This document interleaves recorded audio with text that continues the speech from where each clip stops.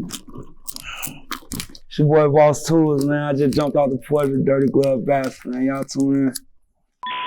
I can take you right back to the PJs. What we was slanging now leave them wasted like I'm CJ. What we gon' spin a bent, he don't die. All right, so we got Boss Toolz off the porch with us today. How you feeling today, bro? Very good. Good. Real good. Yeah, I appreciate you coming down here to, come down for the interview today, man. I know you drove from what, Indiana, right? Yeah. Kokomo, Indiana, for sure. Okay. So what else are you working on here in Atlanta during this trip? Really just like music with other artists, a couple of videos I'm shooting, and like really that's it. Really working with other artists. Okay. And get my videos done, better content, like really just, different places, different scenes type. Yeah. You come down here pretty often? I do. I used to stay here before. Then I came before, probably when I got with my management. I came and flew out here before I was supposed to be signing with Chalk.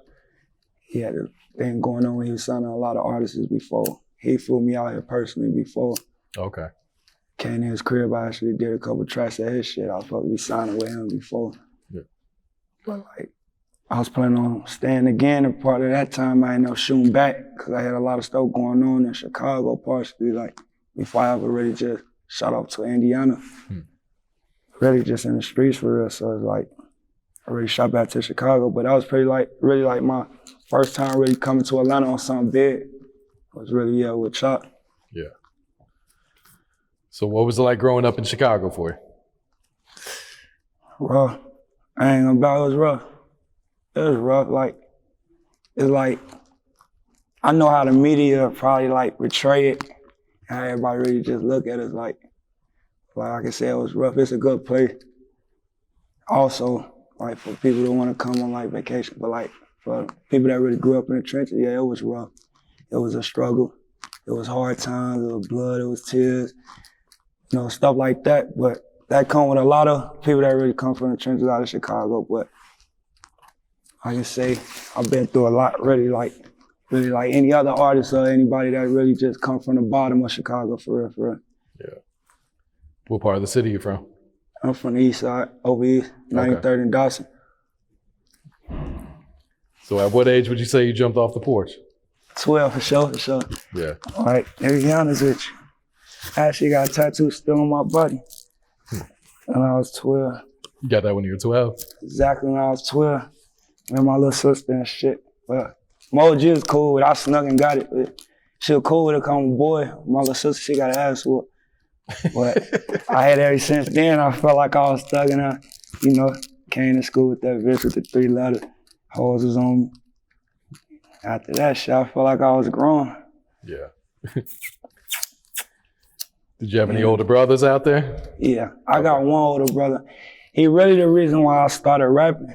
Cause really my Uncle Mooney, he passed away. He somebody big in Chicago. He real big, with the DJing. He worked with Puff Daddy and stuff like that when he was alive. So he was big. So that really inspired my brother to do music, and a lot of others that, out of my family that was doing music. So they was probably the only ones doing it for real.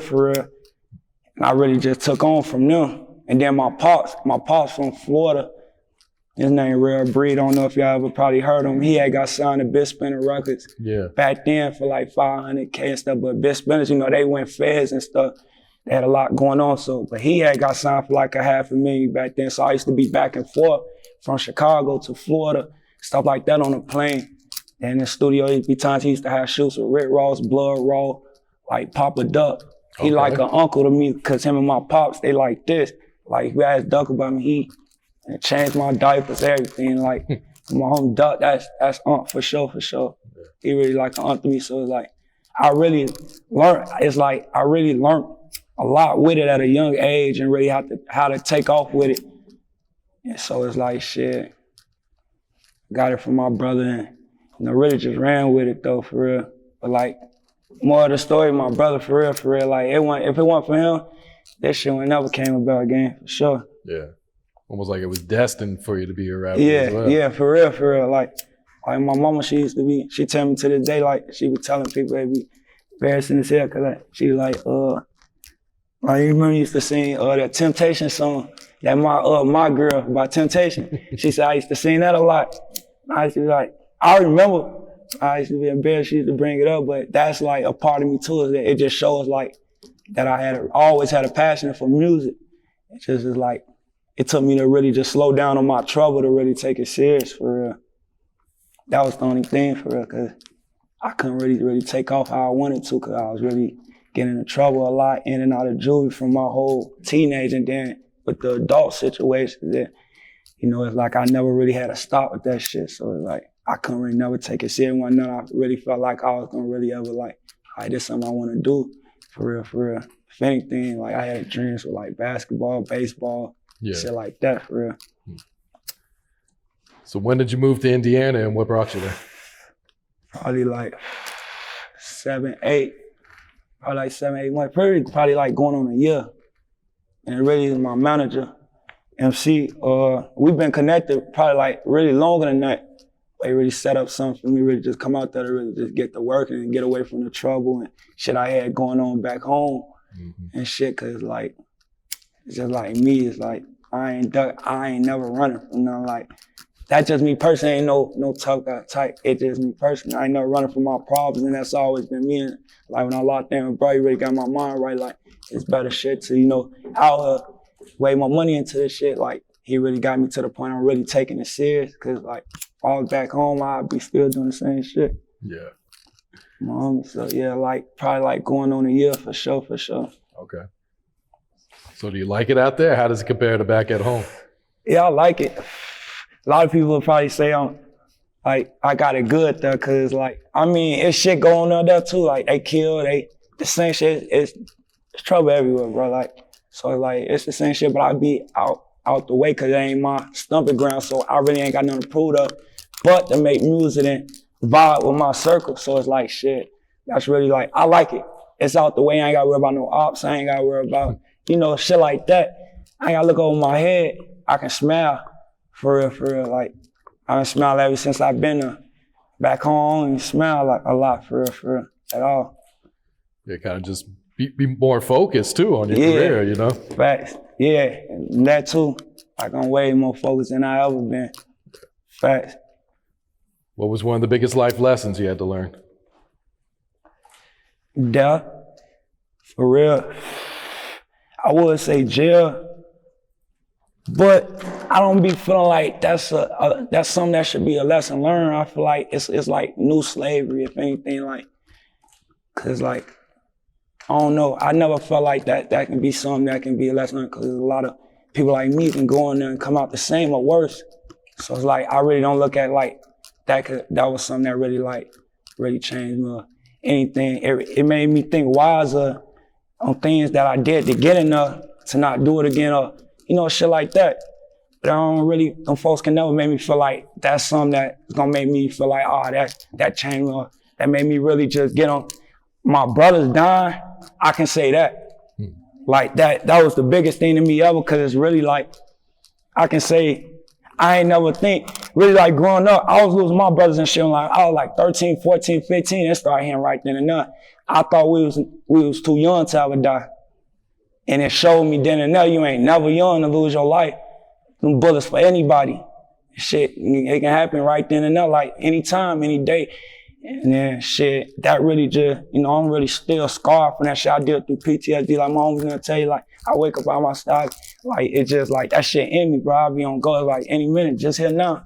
Shit, I don't know what. It's like, that shit, I'm scarred from a lot of shit. I done seen people die on my face. Like my best friend, he died on my hand, you know. He really like, I can say him, he the reason that changed everything. That was my brother, my best friend. He literally died on my hands, on somebody trying to come kill me. Oh, shit. And I left and went in the crib for like 20 seconds, 15 seconds. And a bullet came through the crib for me. And I come out, see my brother head open. I feel like that scarred me and made me tighten shit up, like, shit ain't no joint. I was 15. Oh, wow. And then think about some niggas coming to kill me. My homie get killed and his mama, I gotta look at his OG, and she was with me. We're supposed to be going to school. All we trying to do is smoke, you know. ditch school for a little couple hours, shit like that. It wasn't no personal, but that really just showed me though, for real, for real. Yeah, that's a lot to deal with as a teenager, man. Oh yeah, hell yeah. Hell yeah, fact. All right, so how'd you get the name Boss Toolz, man?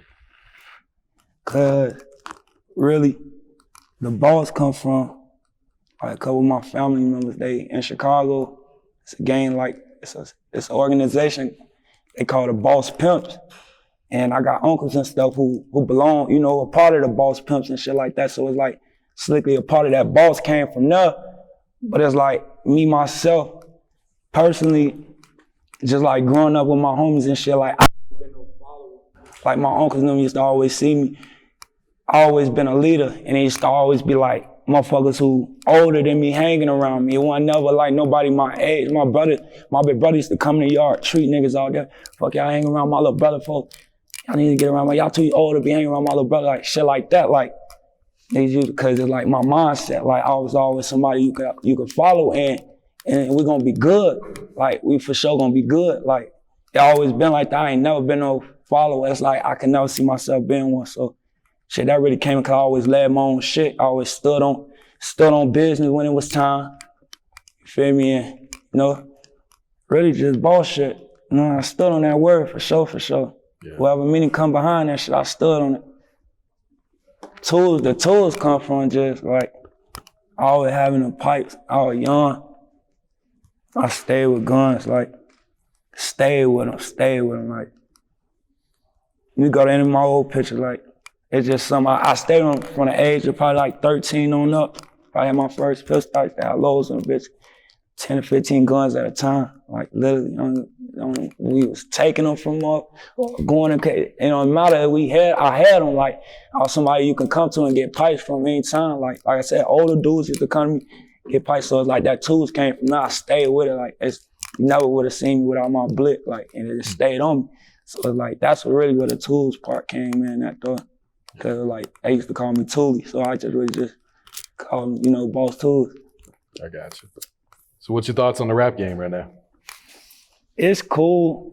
I'm learning the ins and outs of it, stuff like that, for real. But I mean, I ain't trying to really just jump too deep. Really taking my time with it and getting comfortable day by day. But it's cool. I like it. It's money into it. I mean, shit, it's something to do. It's positive. Mm-hmm. Shit, something out the way. Something I can't really fuck with though. I fuck with it. Yeah. And you got unreleased music with King Von, is that right? On my own. Niggas probably always think that shit count when I say that. I just like, but I know him through my first manager I had, he in Feds, Free Lil Dave. He known. You probably know he went with Chief Keef. He used to go with Chief Keef, Baby Mama Jasmine. He known for shit like that. My last manager, he big on shit like that. Plus he went down like him and Bandman Cavo and all them went down on the same indictment and shit. The 31-man indictment for the fraud case and all that, him and Bandman Cavo. So he one of them. And he really the one who started all that type of shit. So he always been big in the city before Von and all them. And him and Von really like this. They did time together and he really put that together. Like, feel me, when him and Dirk and Von had got in that trouble out here. Yeah. They had got out and shit and put it together. He had FaceTime about me. Shit was on FaceTime. We hollering at each other and shit like that. He put it like, I want you to work with him. He raw.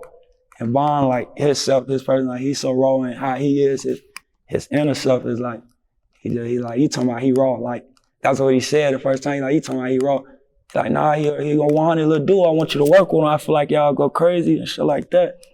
I bet put it together, we'll have to be on this and that. He was like, he's gonna be back in the city. He was on house arrest.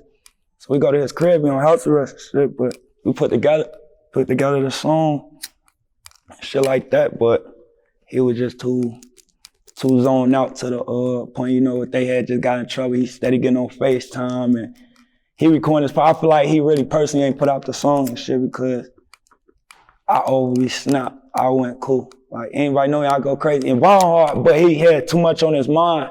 Mm-hmm. So he, you know, he was just doing him like just showing the love at the moment, but wasn't really paying attention to his craft at the moment. He was steady, he'll record, he'll steady get on FaceTime and shit like that. I'll go talk to somebody on FaceTime, go in the room, then come back and reboot, like shit like that. So it's like he wasn't up fully focused how he usually would be. So it's like he probably felt like, I ain't putting this, I don't want, you know how the fans be. So it was some shit like that.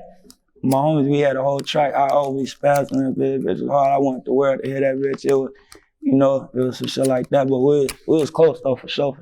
Okay. Just through my manager. Yeah. He was a 100 dude, Durkio. I knew Durkio through my manager, shit like that. Yeah. So I fuck with a couple niggas from the O2, so it'd be like ties through that. You know, but drill up Vaughn, man, rest up Vaughn, for sure. Yeah. And you got a relationship with Young Chop too, right? Yeah. But see, Chop was feeling some type of way. You know, Chop tried to sign me for like $10,000. And I wasn't going. I want to know a lot to you. He tried to sign me for like 10. And I had way more than that when I came to the A at the point. 'Cause I was doing my thing on the fraud tip. I came out there and Rico Cartel, Hot Boy, before Hot Boy blew up, he was there. They was all in his crib eating cereal out of a plate and shit. Had the cereal and the milk in a plate on some Florida shit. They all, you know, I ain't know him like that though. He was introducing me to him. You know, I'm from Chicago, so, you know, I done stayed in Florida, so I'm used to they vibe, all that jit, this and all that. Yeah. I done been locked up in Florida, I did time in Florida, so it's like, I know them type of niggas, so I was cool around shit like that. And then like, a Lil Cool and shit, he was there. He tried to sign Lil Cool, got the song with No Cap. That's my homie. I actually went to elementary with him. Like, me, him, he just had one of my other homies on there too, Baby J. Yeah. We was in elementary together too, and I stayed in Florida. Okay. He knew about me. But besides that, he tried to sign, tried to sign him too. Like, all us three, like, you know, I made a music scene with them boys from and shit when I first came from Chicago. I really be everywhere. I'm everywhere, like, I got love everywhere, like, literally. Panama, but just up north, down south, wherever, I got love everywhere. On the yard, on the street. It's like I got love, pit. So it's like, it be shit like that. But he tried to sign me for like 10 and turned it down. And I shot back to the land and he tried to keep contact, but I had niggas down and I was doing shit in the streets and shit. So it's like, I had lost contact with him and shit, but I hit him up on the last little incident when he was going live and shit like that. I checked on him and shit. And I hit the A&R, Tommy G, his A&R shit, who really linked me in with him. But yeah, we cool though. He 100. He 100 as hell. He gave good advice. Feel me, a genuine dude. You know, he really want to see people go places like, but I just felt like he just really thought I was like one of these hungry Chicago motherfuckers from the city that just trying to, I feel like he thought it was that and it wasn't that. I ain't with that. Like, I was patient enough to really wait. I know what I'm worth. Yeah. Like, for real, even if I'm not already, you know, that popping as that like that, but I know my worth for sure. I know what I can do. I know what I'm capable of too, for sure. Now, wise decision, man. Oh yeah, for sure. All right, what can you tell us about your new single, Dropout? That's one of the ones.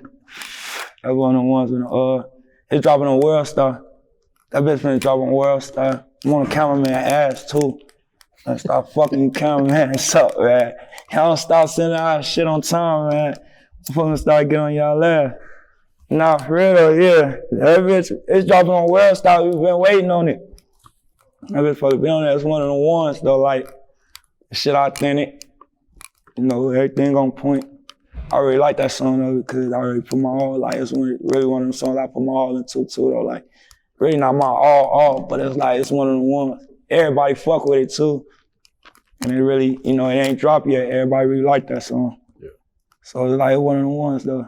That bitch dropped, y'all go stream it, go get it. Go watch that bitch, gonna be on World Star. Y'all go stream that bitch right now on Apple Music or whatever, all platforms. It's there for sure.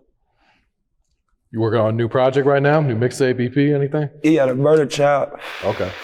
I don't know if I want to make it an album, mixtape, EP, I don't know, but I know that bitch the Murder Child. That's what they call me, the Murder Child, so that bitch on the way. Gonna have every track on that y'all, you know, y'all waiting on for sure. It's hot, that bitch, that is one of them. I ain't no type that really gas myself, but I really don't care for this. I don't at all. But shout that dude, he pushed me though, so shit, you know, it is what it is. But that bitch. I finna fuck the streets up for sure. Any features you been working with? Really not no, we trying to get that type of shit going now. Cause I'm comfortable to do that type of shit now. At first, I really didn't want to do features with nobody and shit, cause it's like, I be like, really kick it with a motherfucker like first and really see who they is and shit like that type of shit. I ain't really nobody to really rush off on a song with shit, cause I don't know if we gonna fall out. I don't be knowing if it be all types of goofy ass shit I don't really wanna be bothered with. So it's like shit, I really don't care to do no songs with nobody at all. Literally, I feel like I got enough energy and a lot to tell. I can really do this shit myself. Like, I can get on, like, you know, I really feel like that. So it's like shit, but I mean, it's a couple artists I would work with and don't mind to work with, but at this point, though, we really just getting that type of shit in order right now, though. Mm-hmm. So you got your own label? I mean, it's in the making it, but okay. I'm with a label, management, Cashbag Management. I was on with right now. We open for any offers, regular, you know, but you know, the motherfuckers gotta come right. Yeah. Cause we got the paper, we got things, we got everything. We'll just come right. We're gonna treat you good, you treat us good. So that's really it. Yeah. How important is it having a team around you like that? Real important. Like, I mean, shit, this type of shit don't come really like too easy. Like, this type of shit don't really build too easy, and it really have genuine motherfuckers around you, like, cause I got niggas who I really grew up with and shit. You feel me? Been thugging it out with the rest of my life for and shit. Niggas don't be, you feel me, pushing me like bro them do. Bro them be around me, they push me. At times I be wanting to give up and just go back to what I really know, you know. They, you know, get in there, walk the van, you know. And they really, I can tell bro them really fuck with me. We really like a family, you know, like, this shit deeper than rap. So it's like shit. Cause I couldn't ask for more, for real, like, really couldn't. Where I come from, literally, I couldn't ask for more. For real. There's nothing but backdoor shit going on. There's nothing but slimy shit, like, you know, for real, gang, like, that's all. So it's like, if you had these type of motherfuckers around, like, and shit don't cost the shit they show. You feel me? It don't cost at all, bro. And shit, they do that shit genuinely. I don't ask for it. They do it genuinely, and then it's vice versa with me. So shit, hell yeah, that shit very important. All right, what else you working on? What else coming up for you? Shit, really just more videos after videos after videos. I'm finna just start back going crazy. Cause I was going crazy at a point in time. I was really fucking them up. But shit, I'm finna just start going back crazy, loading them up with more videos and more albums and shit. Shit, you know, hopefully this shit get off the floor. All right, any last words, any shout outs before we wrap it up? I'm gonna let my boy easy. I said, I'm gonna let my boy easy. I'm gonna let all the guys I done lost trying to get to this type of shit. Free the guys. Feel me? Shout out to Cashbag Management. Shout out my manager, MC. Getting me here. You know, shout out to the guys. You know the vibe. But shit, other than that, I don't know. Yeah, long live Easy, man, cause he would have been here with me, you know. One of my brothers really just got killed. Feel me? Shit, he liked this shit. That's what he wanted for sure. Shit, other than that, for it ain't really too many shout outs, cause shit ain't too many people like. If anything, shout out them guys. Other than that, you ain't with us, fuck it. You on the way up, for sure. Shout out to Porch for having me up. You know, to tell my story. Other than that, man, it ain't really too much else to say. I can take you right back to the PJs. What we was slanging now leave them wasted like I'm CJ. But we gon' spin a bent, he don't die, then we gon' replay.